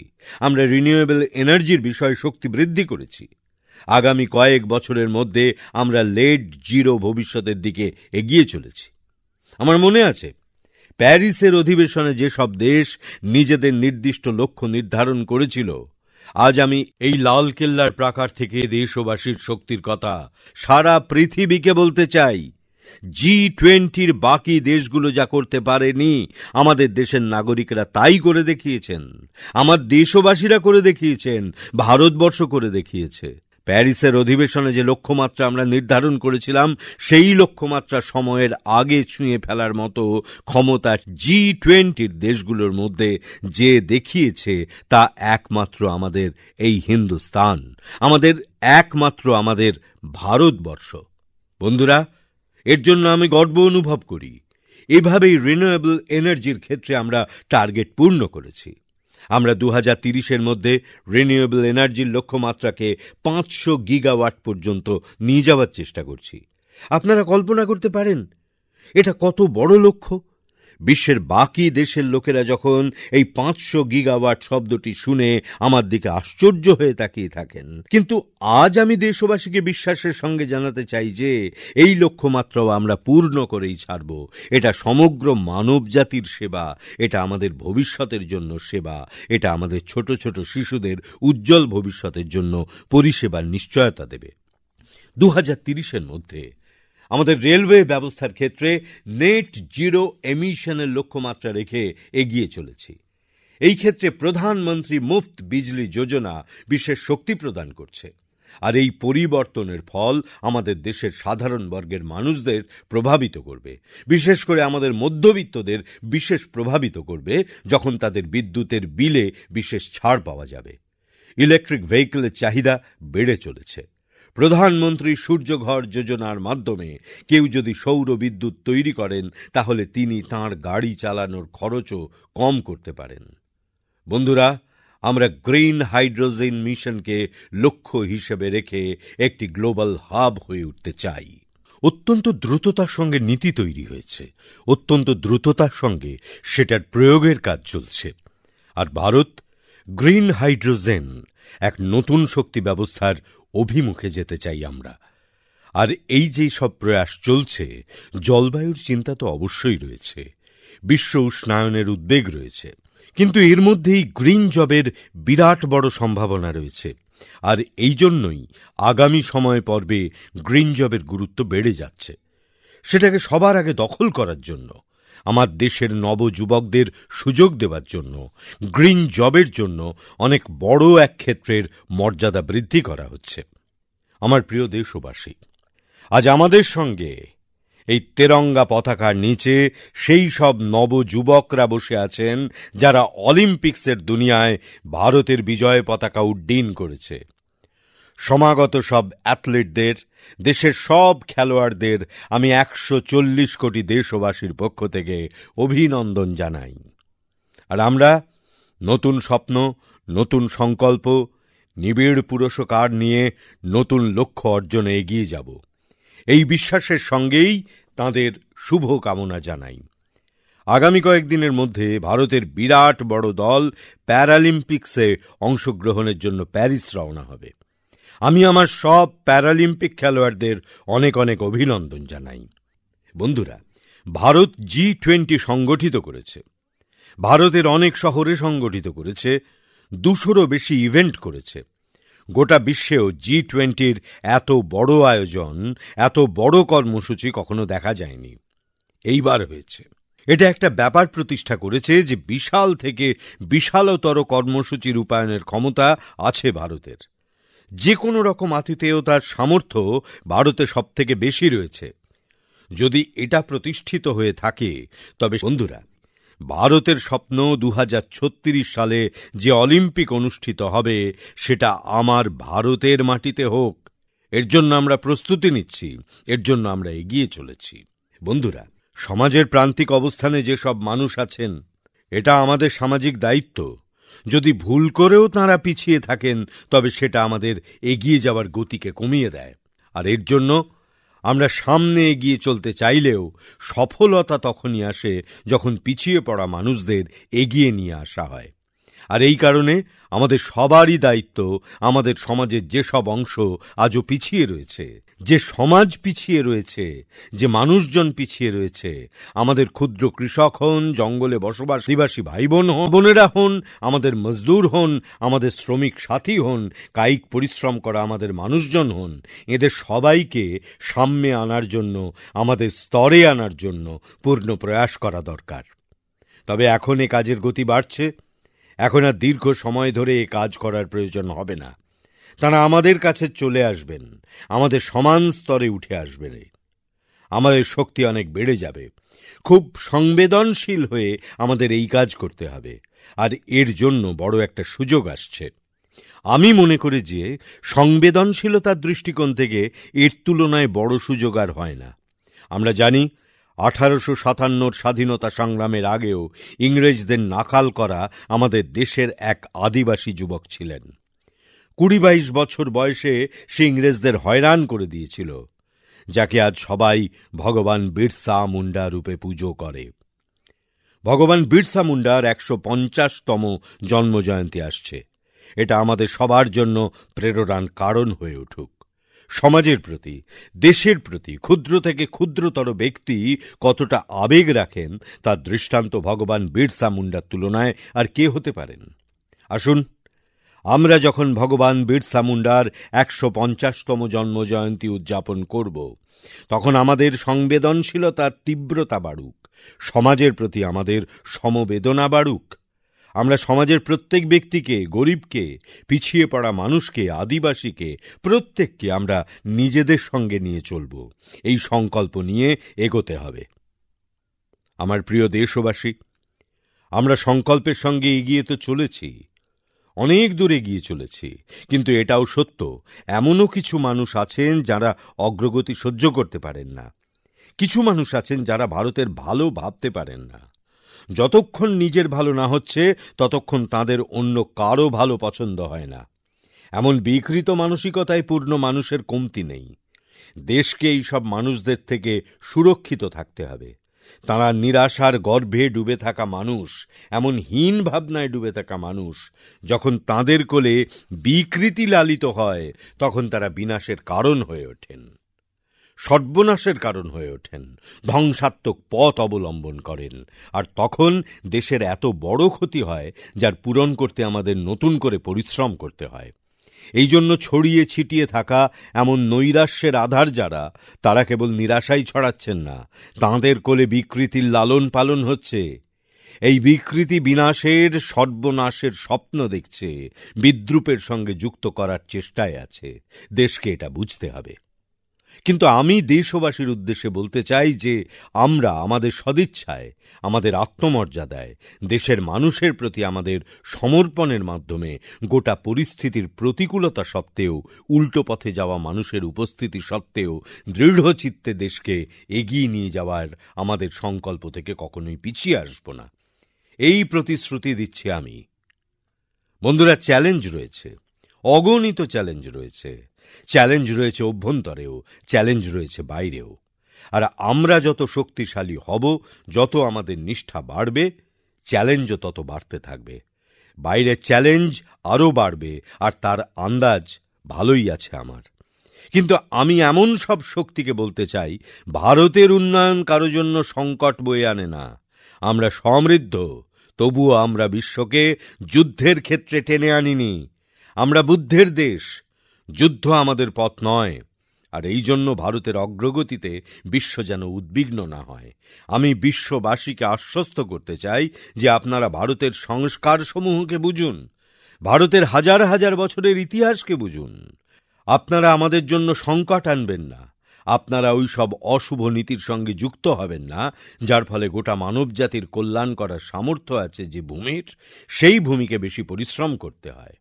কিন্তু তা সত্ত্বেও আমি দেশবাসীকে বলতে চাই, যতই চ্যালেঞ্জ আসুক না কেন, চ্যালেঞ্জকে চ্যালেঞ্জ জানানো ভারতের স্বভাবের মধ্যে রয়েছে। না আমরা পড়ব, না আমরা ক্লান্ত হব, না আমরা থামব, না আমরা ঝুঁকব। আমাদের সংকল্পের পূর্তির জন্য, আমাদের ১৪০ কোটি দেশবাসীর ভাগ্য বদলানোর জন্য, তাদের ভাগ্য সুনিশ্চিত করতে, রাষ্ট্রের স্বপ্ন পূরণ করতে আমরা চেষ্টার কোনো ত্রুটি রাখব না। আমি আপনাদের আশ্বস্ত করছি, প্রত্যেক অসৎ উদ্দেশ্য সম্পন্ন মানুষকে আমরা আমাদের সৎ উদ্দেশ্যের জোরে অবশ্যই জয় করব। আমার প্রিয় দেশবাসী, সমাজকে সুব্যবস্থিত করতে কিছু পরিবর্তন আনতেও মাঝে মাঝে সমস্যার সম্মুখীন হতে হয়। আমাদের প্রত্যেক দেশবাসী দুর্নীতির জেরে জর্জরিত। সর্বস্তরের দুর্নীতি সাধারণ মানুষের সমাজ ব্যবস্থার প্রতি অনাস্থা তৈরি করেছে। সাধারণ মানুষের নিজের যোগ্যতা ও ক্ষমতার প্রতি হওয়া অন্যায় অবিচারের ফলে যে ক্রোধ উৎপন্ন হয়, তাতে রাষ্ট্রের ক্ষতি হয় এবং রাষ্ট্রের অগ্রগতি বাধাপ্রাপ্ত হয়। তাই দুর্নীতির বিরুদ্ধে আমরা সর্বতোভাবে যুদ্ধ ঘোষণা করেছি। আমি জানি এর মূল্য আমাকে দিতে হয়, আমার আত্মসম্মানকে বারবার প্রশ্নের মুখে পড়তে হয়। কিন্তু রাষ্ট্রের চেয়ে বড় আমার সম্মান নয়, রাষ্ট্রের স্বপ্নের চেয়ে আমার স্বপ্ন বড় হতে পারে না। তাই সৎভাবে দুর্নীতির বিরুদ্ধে আমার এই লড়াই চলতে থাকবে, তীব্র রূপে চলতে থাকবে, এবং দুর্নীতিবাজদের বিরুদ্ধে অবশ্যই যথাযথ ব্যবস্থা নেওয়া হবে। আমি দুর্নীতিবাজদের মনে এমন আতঙ্ক সৃষ্টি করতে চাই, যাতে সাধারণ মানুষকে শোষণ করার যে পরম্পরা তৈরি হয়ে আছে, তা যেন বন্ধ হয়। তবে আরো বড় এক নতুন সমস্যার সম্মুখীন হয়েছি। দুর্নীতিবাজদের বিরুদ্ধে লড়তে তো হবেই, সঙ্গে সমাজ ব্যবস্থায় উচ্চ স্তরে যে পরিবর্তন এসেছে, তা খুব বড় সমস্যা হওয়ার সঙ্গে সঙ্গে চিন্তারও বিষয়। কেউ কি কল্পনা করতে পেরেছিল যে আমারই দেশে এমন মহান সংবিধান থাকা সত্ত্বেও এমন কিছু মানুষ রয়েছেন যারা দুর্নীতিকে মহিমান্বিত করেছেন, খোলাখুলিভাবে দুর্নীতির জয়গান করছেন? সমাজের মধ্যে দুর্নীতির বীজ বপনের যে প্রচেষ্টা চালানো হচ্ছে, দুর্নীতির জয়গান করে দুর্নীতিবাজদের সমাজে প্রতিষ্ঠা করার যে নিরন্তর প্রয়াস চালানো হচ্ছে, তা সুস্থ সমাজ ব্যবস্থা গড়ার ক্ষেত্রে অতি বড় অন্তরায় হয়ে দাঁড়িয়েছে, বড় চিন্তার বিষয় হয়ে দাঁড়িয়েছে। সমাজে সবাই যদি দুর্নীতিবাজদের থেকে দূরত্ব বজায় রাখেন, তবে সবাই দুর্নীতির পথে হাঁটতে ভয় পাবেন। তবে যদি দুর্নীতিবাজদের জয়গান হয়, তাহলে আজ যারা দুর্নীতিগ্রস্ত নয়, তারাও ভাববে দুর্নীতি করলে খ্যাতি লাভ করা যায়। এই পথেও চলার কোনো দোষ নেই। আমার প্রিয় দেশবাসী, বাংলাদেশে যা কিছু হচ্ছে, তা নিয়ে প্রতিবেশী রাষ্ট্র হিসাবে চিন্তা হওয়া স্বাভাবিক, তা আমি বুঝতে পারি। আমি আশা করি যে ওখানে পরিস্থিতি শীঘ্র স্বাভাবিক হয়ে উঠবে। বিশেষত ১৪০ কোটি দেশবাসীর চিন্তা যে ওখানকার হিন্দু, ওখানকার সংখ্যালঘু সম্প্রদায়ের সবার সুরক্ষা সুনিশ্চিত হোক। ভারত সবসময় চায় যে আমাদের প্রতিবেশী রাষ্ট্র সুখ ও শান্তির পথে এগিয়ে চলুক।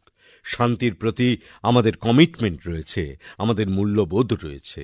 আগামী দিনে বাংলাদেশের বিকাশ যাত্রায় সব সময় আমাদের শুভকামনা থাকবে, কারণ আমরা মানব জাতির শুভাকাঙ্ক্ষী। আমার প্রিয় দেশবাসী, আমাদের সংবিধানের ৭৫ বছর হয়েছে। ভারতের সংবিধানের এই ৭৫ বছরের যাত্রা আমাদের দেশকে এক করতে, দেশকে শ্রেষ্ঠ করে তুলতে অনেক বড় ভূমিকা পালন করেছে। ভারতের গণতন্ত্রকে মজবুত করে তুলতে আমাদের দেশের সংবিধানের অনেক বড় ভূমিকা রয়েছে। আমাদের দেশের দলিত, পীড়িত, শোষিত, বঞ্চিতদের সুরক্ষা দেওয়ার মতো বড় কাজ আমাদের সংবিধান করেছে। এবার যখন আমরা আমাদের সংবিধানের ৭৫ বছর পালন করতে চলেছি, তখন আমরা দেশবাসীদের সংবিধানে নির্দেশিত কর্তব্যবোধের ওপর জোর দেওয়া খুব জরুরি। যখন আমি কর্তব্যের কথা বলি, তখন তা শুধু নাগরিকদের ওপর বর্তায় না, কেন্দ্র সরকারের ওপরও বর্তায়। কর্তব্য আমাদের মতো কেন্দ্রীয় সরকারের কর্মচারীদেরও, রাজ্য সরকারেরও, রাজ্য সরকারের কর্মচারীদেরও। কর্তব্য প্রতিটি স্থানীয় স্বায়ত্ত সংস্থারও, তা সে পঞ্চায়েত হোক, পৌরসভা হোক, কর্পোরেশন হোক, তহসিল হোক, জেলা হোক, সবারই কর্তব্য। তার সঙ্গে ১৪০ কোটি নাগরিকের কর্তব্য। যদি আমরা সবাই নিজেদের কর্তব্য পালন করি, তাহলে আমরা নিজেদের অধিকারের রক্ষা করতে নিজেরাই মাধ্যম হব। যখন কর্তব্যের পালন হয়, তখন অধিকার রক্ষার জন্য আলাদা করে আর কিছু করবার প্রয়োজন পড়ে না। সঠিক কর্তব্য পালনের মধ্যেই অধিকার রক্ষার বীজ নিহিত থাকে। আমার ইচ্ছে, আমাদের গ্রামগুলোকে নিয়েই আমরা এগিয়ে যাব। এর ফলে আমাদের লোকতন্ত্র আরো মজবুত হবে, আমাদের সামর্থ্য আরো বৃদ্ধি পাবে এবং এক নতুন শক্তির সঙ্গে আমরা এগিয়ে যাব। আমার প্রিয় দেশবাসী, আমাদের দেশে সুপ্রিম কোর্ট বারবার ইউনিফর্ম সিভিল কোড নিয়ে আলোচনা করেছে, অনেকবার আদেশও দিয়েছে। দেশের সংখ্যাগরিষ্ঠ মানুষ একথা বিশ্বাস করে এবং তার মধ্যে সত্যতাও রয়েছে যে এই ইউনিফর্ম সিভিল কোড এক প্রকার এক কমিউনাল সিভিল কোড। এই সিভিল কোড ভেদাভেদ তৈরি করা সিভিল কোড। এবার আমরা সংবিধান তৈরির ৭৫ বছর পালন করছি। সংবিধান নির্মাতাদের এক স্বপ্ন ছিল। এই সংবিধান আমাদের যা করতে বলে, দেশের সুপ্রিম কোর্ট আমাদের যা করতে বলে, আমাদের এটা কর্তব্য আমরা সংবিধান নির্মাতাদের স্বপ্ন পূরণ করি। আমি চাই এই গম্ভীর বিষয় নিয়ে দেশে আলোচনা হোক, গভীর পর্যালোচনা হোক, সবাই নিজের মতামত নিয়ে এগিয়ে আসুক। সকলে এই আইনগুলো নিয়ে ভাবনা চিন্তা করুন, যে আইনগুলো ধর্মের উপর ভিত্তি করে তৈরি, যে আইনগুলো মানুষের মধ্যে উঁচু নিচু ভেদাভেদ তৈরি করে। আধুনিক সমাজে এই রকম আইনের কোনো জায়গা নেই। আমার মনে হয় এটা সময়ের দাবি যে দেশে এখন এক সেকুলার সিভিল কোড লাগু হোক। আমরা কমিউনাল সিভিল কোডে ৭৫ বছর অতিবাহিত করেছি। এখন আমাদের সেকুলার সিভিল কোডের দিকে এগিয়ে যেতে হবে। আর একমাত্র তাহলেই দেশে যে ভেদাভেদ তৈরি হয়ে আসছে, সাধারণ নাগরিক যে নিজেদের মধ্যে ভেদাভেদ অনুভব করেন, তার দূর করা সম্ভব হবে। আমার প্রিয় দেশবাসী, আমি সবসময় এই কথা বলি, আমাদের দেশে পরিবারবাদ, জাতিবাদ আমাদের দেশের লোকতন্ত্রের খুব বড় ক্ষতি করছে। আমাদের দেশকে আমাদের পরিবারবাদ ও জাতিবাদ থেকে মুক্ত করতে হবে। আমি দেখছি আমার সামনে যে নবযুবক দাঁড়িয়ে আছে, তার হাতে রয়েছে সংগঠন মাই ভারতের বিষয়ে বিশদে লেখা। খুব চমৎকারভাবে বিস্তারে লেখা রয়েছে।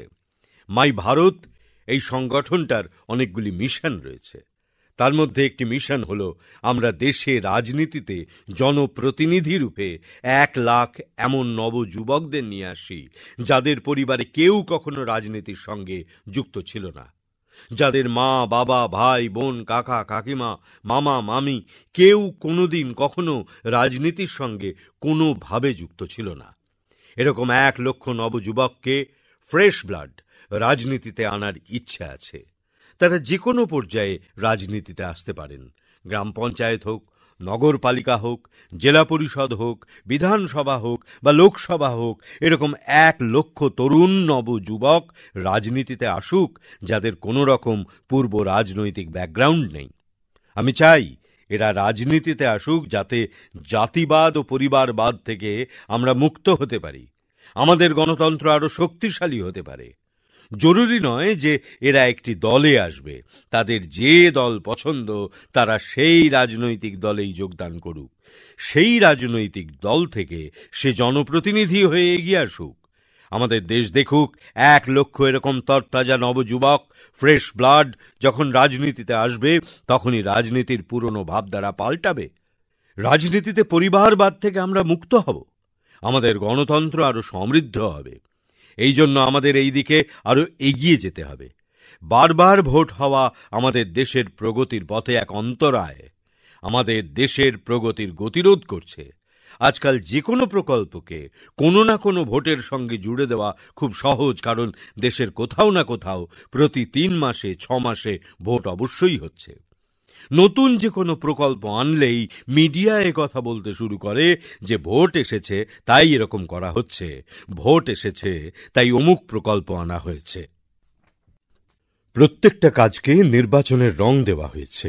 এজন্য দেশে ব্যাপক আলোচনা হয়েছে, সব রাজনৈতিক দল তাদের মতামত জানিয়েছে। একটি কমিটি তাদের একটা দারুণ রিপোর্ট তৈরি করেছে। ওয়ান নেশন ওয়ান ইলেকশনের জন্য দেশকে এগিয়ে আনতে হবে। আমি লালকেল্লা থেকে দেশের রাজনৈতিক দলগুলোকে অনুরোধ করব দেশের সংবিধানকে গুরুত্ব দেওয়া, মানুষজনকে অনুরোধ করব ভারতের প্রগতির জন্য জনসাধারণের সম্পদের সর্বাধিক ব্যবহারের জন্য ওয়ান নেশন ওয়ান ইলেকশন স্বপ্নকে সফল করতে আমাদের এগিয়ে আসতে হবে। আমার প্রিয় দেশবাসী, ভারতের স্বর্ণকাল চলছে। 2047 বিকশিত ভারত আমাদের প্রতীক্ষায়। বাধা বিঘ্ন চ্যালেঞ্জকে পরাজিত করে এক দৃঢ় সংকল্পের সঙ্গে এই দেশ চলার জন্য প্রতিজ্ঞাবদ্ধ। বন্ধুরা, আমি পরিষ্কার দেখতে পাচ্ছি আমার ভাবনাতে কোনো দ্বিধা নেই, আমার স্বপ্নের সামনে কোনো বাধা নেই। আমি পরিষ্কার দেখতে পাচ্ছি আমাদের পূর্বসূরীরা যদি 40 কোটি মানুষ নিয়ে স্বাধীনতার স্বপ্ন পূরণ করতে পারে, তাহলে 140 কোটি দেশবাসীর পরিশ্রমে সমৃদ্ধ ভারতের স্বপ্ন সফল হতে পারে। 140 কোটি দেশবাসী বিকশিত ভারতের স্বপ্নকে সফল করতে পারে।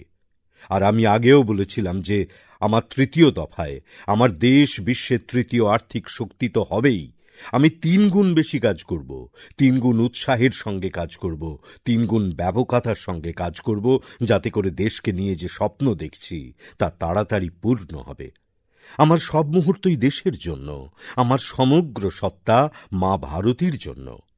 আর 24/7 ও 2047 এই প্রতিজ্ঞার সাথে আসুন, আমি দেশবাসীকে আহ্বান জানাচ্ছি যে আমাদের পূর্বসূরীরা যে স্বপ্ন দেখেছেন তাকে আমরা সংকল্পে পরিণত করি। আমাদের স্বপ্নকে তার সাথে জুড়ি, পুরুষকারকে জুড়ি, আর 21 শতক যে ভারতের শতক হতে চলেছে সেই শতকে আমরা যেন সোনার ভারত গড়তে পারি। এই শতকেই আমরা বিকশিত ভারত তৈরি করব, আর সেই স্বপ্নকে পূর্ণ করতে এগিয়ে যেতে হবে। আর যখন আমরা স্বাধীন ভারতের 75 বছর যাত্রার পরে এক নতুন লক্ষ্যের দিকে পৌঁছেছি, তখন তাতে যেন কোনো ফাঁক না থাকে। আমি আপনাদের কথা দিচ্ছি যে আপনারা আমাকে যে দায়িত্ব দিয়েছেন তা পূরণ করতে চেষ্টার কোনো ত্রুটি রাখব না। আমার পরিশ্রমে কোনো ঘাটতি রাখব না, আমার সাহসের কোনো অভাব হবে না। চ্যালেঞ্জকে আমি ভয় পাই না, কারণ আমি আপনাদের জন্য বাঁচি, আপনাদের ভবিষ্যতের জন্য বাঁচি। আমি ভারত মাতার উজ্জ্বল ভবিষ্যতের জন্য বাঁচি। আর ওই স্বপ্নগুলো পূরণ করার জন্য আজ রাষ্ট্রীয় পতাকাকে সাক্ষী রেখে আসুন দৃঢ় সংকল্পের সঙ্গে আমরা সকলে এগিয়ে যাই। আমার সঙ্গে আপনারা বলুন, ভারত মাতা কি জয়, भारत माता की जय, भारत माता की जय। वंदे मातरम, वंदे मातरम, वंदे मातरम। जय हिंद, जय हिंद, जय हिंद।